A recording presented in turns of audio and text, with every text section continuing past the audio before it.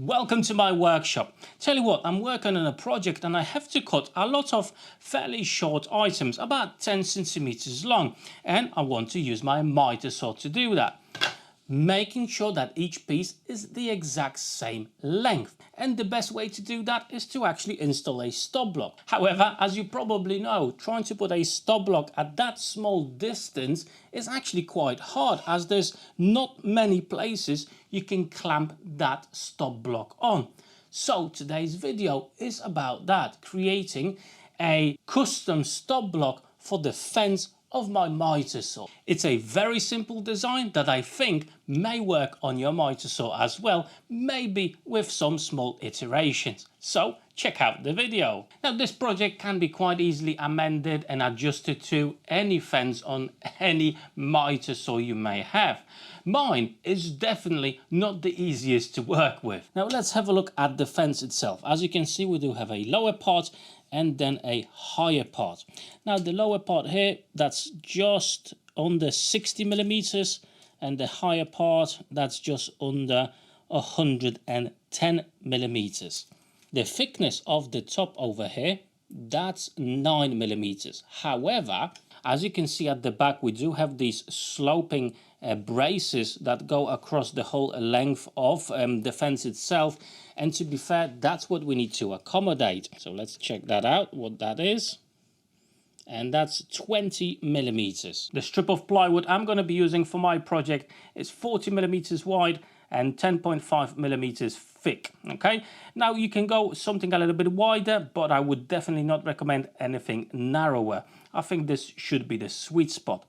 First of all, I'm going to be cutting out 3 pieces that are 3 centimeters long. Apart from that, I'm going to need a piece that's 139 millimeters, then another one that's at 100 millimeters, and finally one that's 107 millimeters. With all the pieces cut to the right sizes, now I'm going to glue up the 30 millimeter pieces together, all 3 of them. And for that, as you can see, I'm using a bit of wood glue and CA for quicker grab.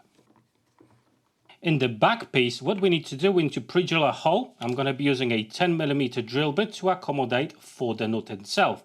However, it's important not to go through the whole depth of this, just more or less halfway, and then we'll finish it off with 6 millimeter, as that's the thickness of the threaded rod I've got over here. And now I can finish it off with the 6 millimeter drill bit. And now with a bit of persuasion, we can get the nut in that hole in a nice and secure fashion. There we go, nice and flush, and it's not going to move anywhere. Now this will be the front piece of our stop block. However, due to the height, it's not going to get ultra close to the blade itself. So what we're going to do, I've put a mark right in the middle here. That's the thickness of another piece. That's going to go just like that, and basically that's going to be behind, and we're going to be able to swivel that in and out accordingly when we're going to need it. So to get this working properly, I'm just going to get a bolt like this. So again, we're going to pre-drill a 10 millimeter hole. We're going to be finishing it off with 6 millimeter hole, and to make sure everything works correctly, I'm going to use a washer and a wing nut to secure everything in place.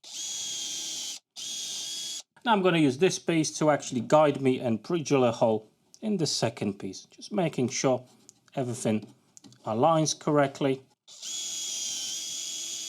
I was just about to put this together, and I'm wondering if you actually spotted my mistake. Well, that larger hole to accommodate for the head of the screw needed to be in the smaller piece. So let me sort that out and we'll start putting that piece together.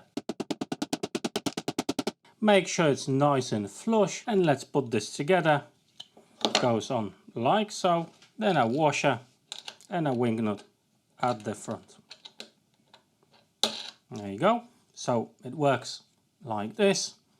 Undo it, drop it down, and that's how you've got the extension on your stop block. So now it's time to actually put everything together. It all goes just like so, again with that nut facing inside. Okay, However, what I need to do, I just measured that, and this block is slightly too large. I need to trim off about 4 millimeters here. So I'm going to do that, and then we'll put everything together. Now it's time to put all the pieces together. Again, I'm going to be using wood glue CA for the initial quick bond. And later on, we'll actually reinforce this with some screws as well, as it does need to be able to withstand some pressures.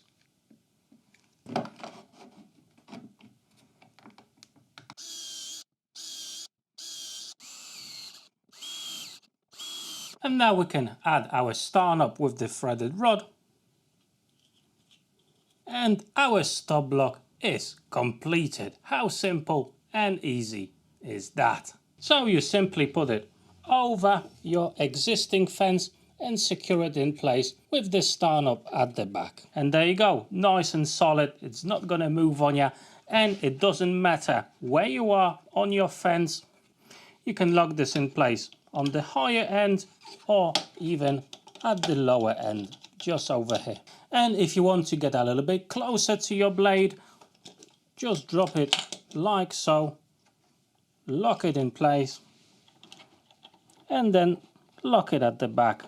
And the reason I wanted this is to be able to cut even smaller pieces, and that would be a little bit too high for the machine, okay? The plastic ends around here, but remember the height of the fence, it is quite high, and we do need a bit of meat over here for the screws to actually hold this in place and not break off as you're going to be tightening it up. So that's the reason I've done that as well. I've set up my stop block to the distance I want, so let's give it a go.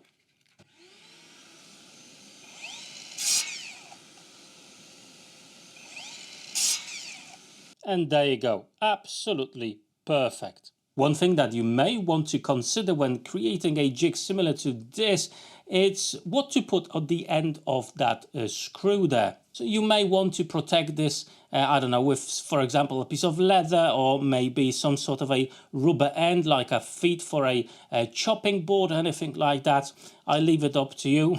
I'm going to try to find something in my workshop that would be suitable. However, even without that, obviously that works just fine. The clamping pressure is fine. But as I said, you may scratch the surface of your fence. So there you go, absolutely super simple device, but hey, I really needed this, as I was getting annoyed when I had smaller pieces to cut on my mitre saw and trying to figure out what type of stop block to put there with the clamps, and you know, everything is a little bit uneven here, so it was sometimes quite challenging and a little bit annoying. With this, that issue is now gone. I'm hoping that this little project gave you a bit of inspiration, and maybe you're gonna do something similar for your mitre saw if you're coming across the same issues as I am.